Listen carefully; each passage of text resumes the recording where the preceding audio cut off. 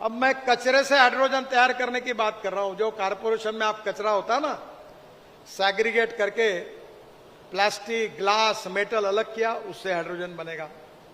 गंदे पानी से हाइड्रोजन बनेगा, बगास से हाइड्रोजन बनेगा, बायोडाइजेस्टर में डाल के मीथेन बनेगा, मीथेन से हाइड्रोजन बनेगा। फिर राइस स्ट्रॉ से हाइड्रोजन बनेगा, बांबू से बनेगा।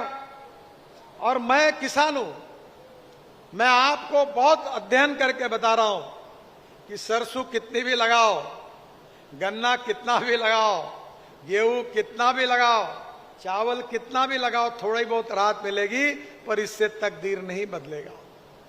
जब किसान ऊर्जादाता होगा, जब इथेनॉल बनाएगा, हाइड्रोजन बनाएगा, जब इलेक्ट्रिक की गाड़ी आएगी, मिथेनॉल की बसेस मैंने बेंगलोर में लॉन्च की, अशोक लेलैंड का ट्रक लॉन्च किया 25 रुपए लीटर मिथेनॉल का। और देश का पहला ट्रैक्टर, मेरा ट्रैक्टर है, वो बायो सीएनजी पर चलता है। 1 लाख रुपए साल की बचत होती है। वो सीएनजी परली से बनाया है, राइस स्ट्रॉ से। देश में 135 इंडस्ट्री का काम चालू हो गया है, 26 चालू हो गई है, और पंजाब और हरियाणा में हो रही है। योगी जी, अब जहां जहां चावल पैदाइश होती है, जहां परली है, वहां बायो सीएनजी और बायो एलएनजी की फैक्ट्री शुरू करिए। किसानों के ट्रैक्टर, ट्रक, बसेस इस पर चलेगी। मेरा यही उद्देश्य है कि गांव में रोजगार निर्माण होना चाहिए।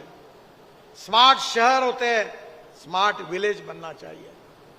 गांव में अच्छे अस्पताल होने चाहिए, गांव में खेलने के लिए अच्छा मैदान होना चाहिए, गांव में पीने के लिए शुद्ध और स्वच्छ पानी मिलना चाहिए, गांव में अच्छा इंटरटेन होने के लिए मल्टीप्लेक्स होना चाहिए।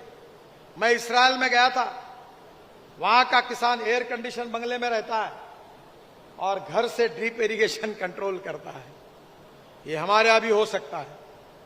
आत्मनिर्भर भारत, $5 ट्रिलियन की इकोनॉमी, वर्ल्ड की सुपर इकोनॉमिक पावर, यही हमारा सपना है और यही सपना हमारे किसान पूरे करने वाले हैं। गांव गरीब मजदूर किसान का कल्याण करके, गरीबी, भूखमरी, बेरोजगारी को दूर करके, जो डोमेस्टिक हैप्पी ह्यूमन इंडेक्स है, सुखांक, उसमें हमको सबको सुखमय, संतुष्ट, समृद्ध और संपन्न बनाना है। किसान को कर्जा मुक्त करना है। अब नौकरी करने के लिए कोई दिल्ली, मुंबई, कलकत्ता नहीं जाएगा, उसको गोरखपुर और देवरिया में नौकरी मिलेगी, यहां रोजगार मिलेगा। ये हमारी इकोनॉमी है। ये कठिन नहीं है, थोड़ा कठिन है पर असंभव नहीं है। मैं जिस एरिया से आता हूं, वहां 10,000 किसानों ने आत्महत्या की है। मैंने अपना जीवन उसी के लिए दिया है। और कठिन, आपसे तो पानी मिलता है, हमारे यहां 450 फीट नीचे पानी है, पानी की कमी है, पर आपको भगवान प्रसन्न है। पानी आपके पास है, सुपीक जमीन आपके पास है। अब टेक्नोलॉजी आ गई तो भविष्य बदल जाएगा। मैं बहुत बार हमारे आईआईटी और इंजीनियरिंग कॉलेज में मुझे मौका मिलता है जाने का, और आपको भी एक बात बता रहा हूं कि innovation, entrepreneurship, science, technology, research, skilled and successful practices, इसको हम नॉलेज कहते हैं। और conversion of knowledge into wealth हमारा भविष्य है।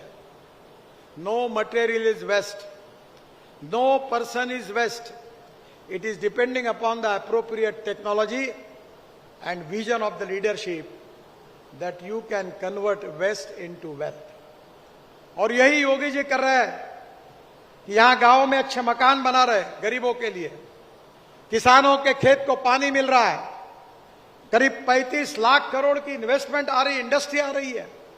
इंडस्ट्री और कैपिटल इन्वेस्टमेंट आएगी तो रोजगार मिलेगा, रोजगार मिलेगा तो गरीबी दूर होगी। और इसलिए हमारे देश के विकास के लिए water, power, transport and communication, चारों का विकास होगा तो उद्योग आएंगे, उद्योग आएंगे तो रोजगार निर्माण होगा। और इसलिए अच्छे रास्ते करना उतना ही आवश्यक है। मुझे बहुत खुशी है कि आज यहां बहुत अच्छे रोड बन रहे हैं। हम करीब 8 ग्रीन कॉरिडोर बना रहे, 1,20,000 करोड़ के। उसके साथ साथ रेलवे ओवरब्रिजेस बना रहे, उत्तर प्रदेश में 40 बाईपास बना रहे 41,000 करोड़ के। अब इतने मैंने मंजूर किए कि मैं बोलते रहूंगा तो और 1 घंटा लगेगा। मैं शाही जी के पास दे देता हूं, आप आपके साइट पर डिक्लेयर कर दीजिए कि मैंने क्या किया और क्या नहीं किया। अब इतने काम हो रहे हैं कि मैं भी भाषण करते करते थक जाता हूं। अब इतना डिक्लेयर कहां कर पाऊं, क्योंकि इतने काम हो रहे हैं मोदी जी के नेतृत्व में कि हिंदुस्तान की तस्वीर बदल रही है। मैं अभी ऑस्ट्रिया गया था, स्विट्जरलैंड गया था, तो बहुत हिंदुस्तानी फोटो निकालने के लिए आते थे। धीरे धीरे गोरे भी आने लगे। तब मुझे पता चला कि रोड के कारण अब मैं अमेरिका, जापान और वर्ल्ड में भी पहुंच गया हूं कि रोड अच्छे बने। मैंने तो सोचा नहीं था। हम सब लोग राष्ट्र को माता मानते हैं और हमारा विचार यह है कि हम 2-4 रहे न रहे, तेरा वैभव अमर रहे मां।